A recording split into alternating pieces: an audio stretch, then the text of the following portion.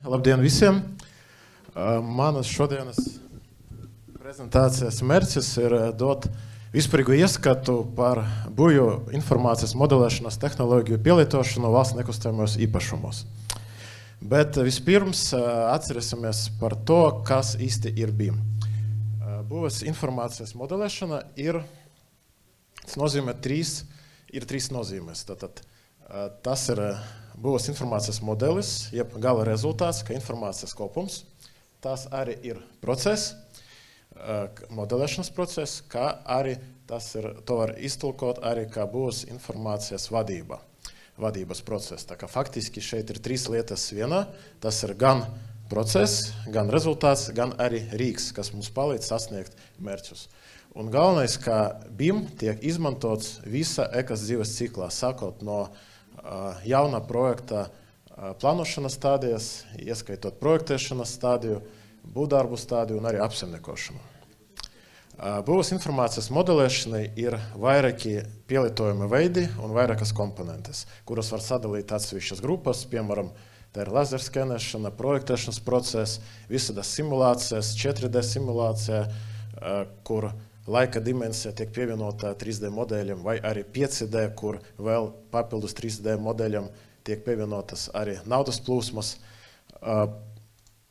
Nākamā slaidā ir šo visu pielietojumu veidu sadalījums valsts nekustamajos īpašumos, kā mēs izmantojam pa projekta dzīves cikla posmiem, bet īstenībā pat visas ēkas dzīves cikla posmiem, sākot no projekta idejas izstrādes līdz pat apsaimniekošanas, uzsākšanai, nodošanai eksploatācijai, uzturēšanai un tā tālāk. Un tad pirmā tehnoloģija, par kuru es gribu iepazīstināt, tas ir salīdzinoši jauns darbības virziens. Tā ir BIM izmantošana projekta plānošanas stadijā. Šeit ir runa par idejām, par ideju vizualizācijām. Izmantojot modelēšanas pieeju, tad tiek gatavoti 3D telpu plāni, interjera risinājumi, mēbeles, tiek gatavota gan 2D rasojumi, gan 3D modeļi, kā arī virtuālās realitātes modeļi un video ieraksti. Jāsaprot, ka tas nav tehniskais projekts. Tas ir komunikācijas līdzeklis, kā ir labāk saprast plānoto gala rezultātu, nokomunicēt ar klientiem projekta saturu, projekta apjomu un gala iznākumu. Piemērs, kā to var izmantot arī ar telpām. Piemēram, ja mums nepieciešams saprast, kādas ir iespējas, kā mēs varam aizpildīt kādu brīvu platību, iekšpagalmu vai zemes gabalu, un ja mums ir, piemēram, uzdevums aizvietot konkrētu darbinieku daudzumu, vai, piemēram, mums ir ierobežojums vai vajadzība nodrošināt konkrētas platības apjomu, mēs varam modelēt, saprast, kādas ir tās iespējas. Tas nav tehniskais projekts, tas veids, kā mēs varam saprast, domāt par to gala rezultātu un runāt ar iesaistītiem pusēm. Bet, protams, to var izmantot arī iekštelpas, un mēs pārsvarot izmantojam arī runājot ar klientiem par plānotajiem telpu risinājumiem, kā varētu izvietot darbiniekus konkrētā stāvā, konkrētas telpas, telpu funkcionalitāti, pielietojums, un kā varētu arī izskatīties gala rezultāts, izmantojam arī vizualizācijas, kas ļauj labāk saprast to projekta, tieši tas, kas tiks pēc tam izbūvēts fiziski un kur tiks ierīkotas darba telpas. Nākamais pielietošanas veids, tas ir 3D laserskenēšana. 3D laserskenēšana tiek izmantota pārsvarā pārbūves projektiem, arī valsts nekustamiem īpašumiem. Pārsvarā mums ir nevis jaunbūves, bet mēs pārbūvējam, uzlabojam esošas ēkas.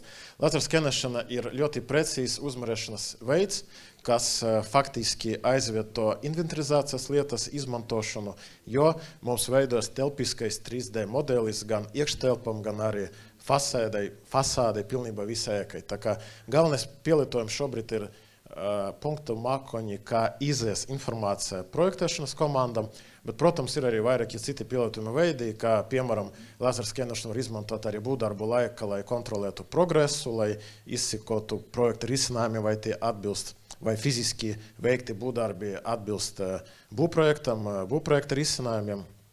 Protams, mēs varam arī digitalizēt esošas ekas, esošas asetus, pārveidojot, noskinējot un modelējot, ņemot par pamata punktu mākoni un izveidojot aktīvu informācijas modeļus.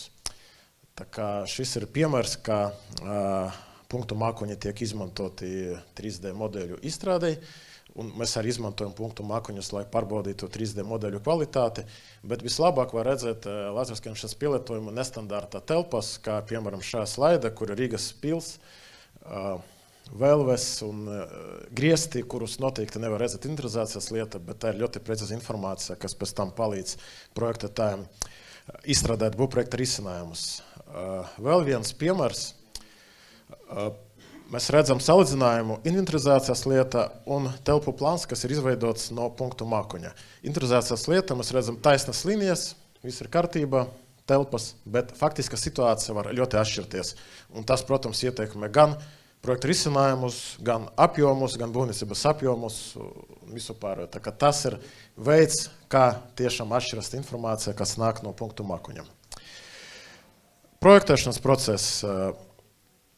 BIM paredz visu pušu, visu projektētāju atsevišķu projektētāju, kuri atbildīgi par atšķirīgām disciplīnām, kopējo darbu, informācijas koplietošanu, regulāru modeļu savietošanu ar mērķi strādāt kopā, ar mērķi konstatēt problēmu vietas, pirms mēs ejam būvlaukumā. Faktiski, ja mēs runājam par BIM, galvenie ieguvumi BIM ir divi.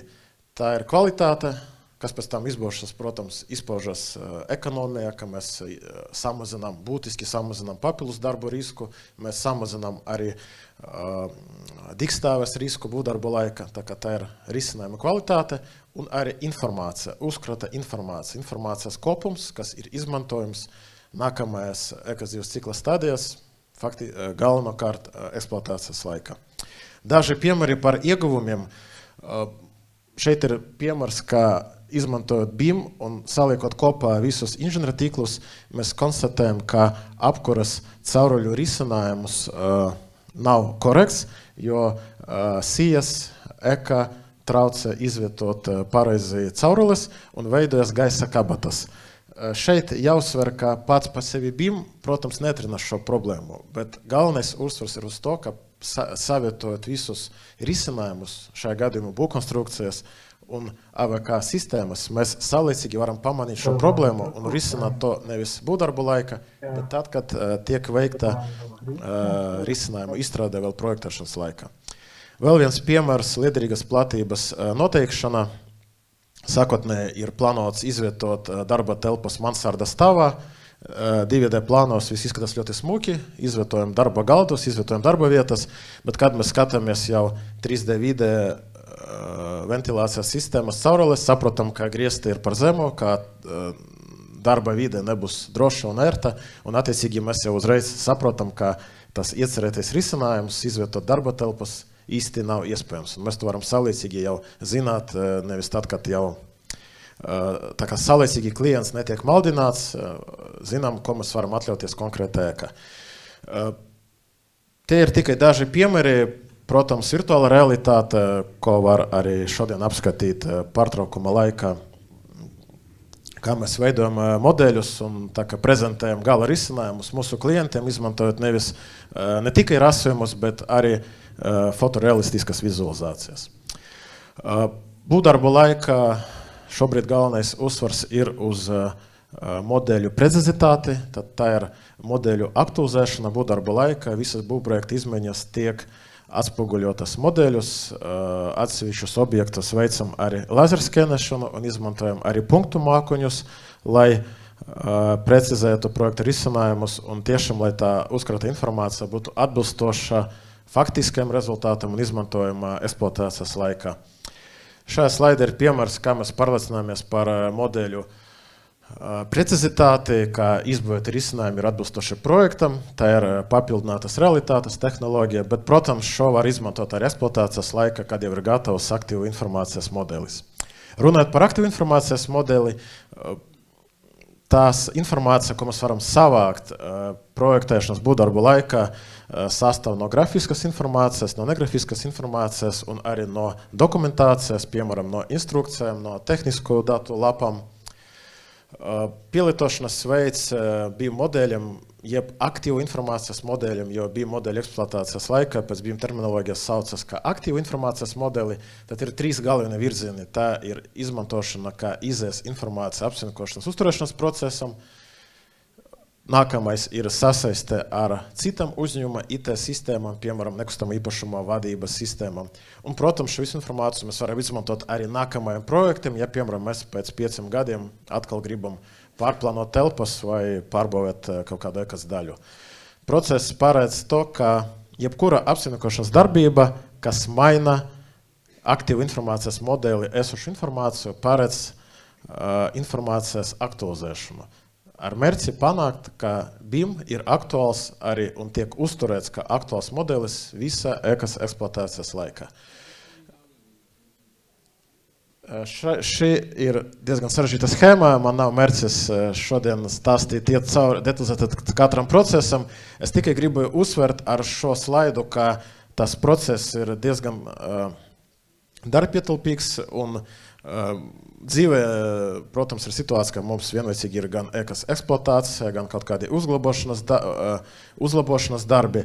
To visu ir iespējams izmantot. Un BIM ir diezgan daudz pielietojuma veidi, un tas gala rezultāts ir informācijas kopums, tā ir tā vērtība, kad mums nevajag meklēt PDF dokumentus vai sliktākajā gadījumā papīru kastes, bet mums ir datu bāze, kuru var izmantot. Ne tikai nav obligāti jāskatās tieši BIM modeļus. Ir vairāki rīki, kas ir pielāgoti tieši modeļu izmantošanai vai datu nolasīšanai, jo tas viss ir par datiem, par nepieciešamiem datiem, kas ir vajadzīgi vai no ekas pārvaldniekam, vai no apsaimniekotājiem, vai no menedžerim, nekustamā īpašuma vadītājiem un tā tālāk. Mēs ejam šajā virzienā, testējam arī dažādu programmu nodrošinājumu, ar mērķi turpināt izmantot BIM arī ekas eksploatācijas laikā.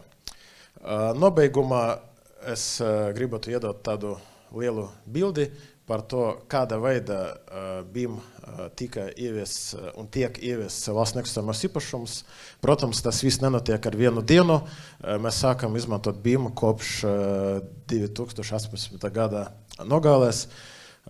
Tie galvenie soļi, kas mums palīdzēja ieviest BIM procesus, tā bija pirmais solis, bija mūsu pašu BIM prasību dokumentācijas izstrādē, jo tas viss, ko es rādīju līdz šim, tas viss ir balstīts uz precīzi definētiem pasūtītāja prasībām.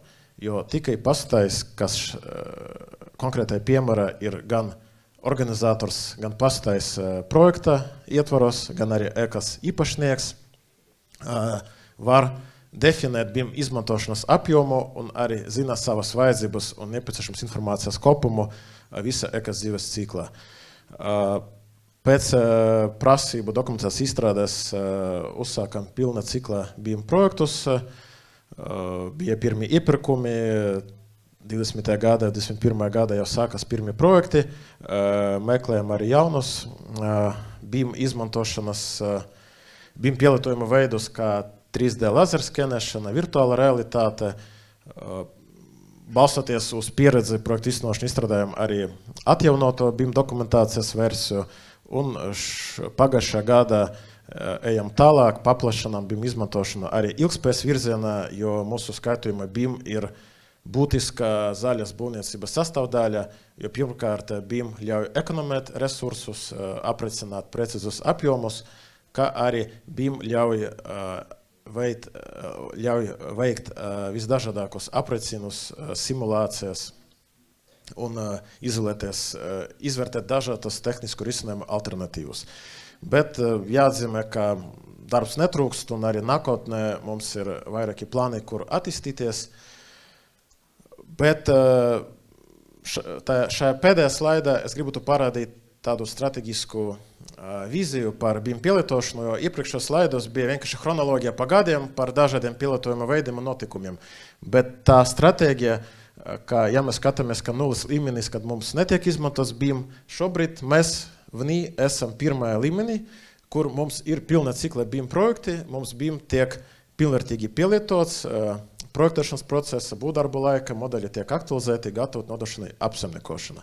Uz šobrīd tas ir ieviests, bet tas nākamais solis būtu BIM izmantošanas paplašināšana, lai BIM nebūtu tāda šaura specifiskā funkcija, bet lai visas BIM priekšrocības varētu izmantot arī citi speciālisti, kas ir iesaistīti gan ekas uzturēšanā, gan apsaimniekošanas posmā, gan arī projektu vadītāji un būvzraugi.